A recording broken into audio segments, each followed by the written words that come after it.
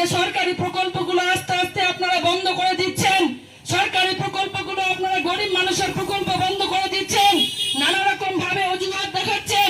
আজকে অন্নপূর্ণা ভান্ডার নিয়ে কি হচ্ছে সারা রাজ্য জুড়ে আমাদেরকে কিছু বলতে হবে না।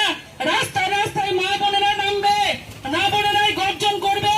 আপনারা যদি অন্নপূর্ণা ভান্ডারে বেআইনি করেন, রাস্তায় মহিলারা নামতে বাধ্য হবে, আমাদেরকে কিছু বলতে হবে না। বিভিন্ন জায়গায়, বিভিন্ন পৌরসভায়, বিভিন্ন ব্লকে আপনারা ফেসবুক খুলে দেখতে পাবেন কিভাবে মহিলারা আন্দোলনে নেমেছে, যে বেআইনি ভাবে অন্নপূর্ণা ভান্ডার দেওয়া হচ্ছে, গরিব মানুষের বেআইনি ভাবে কাজ করা হচ্ছে। সব সময় মনে রাখবেন, সময় কিন্তু সব সময় এক থাকে না। তাই আমরা বলতে চাই, যেভাবে মুখ্যমন্ত্রী, প্রাক্তন মুখ্যমন্ত্রীর উপর হামলা করা হয়েছে, আজকে বর্তমান মুখ্যমন্ত্রী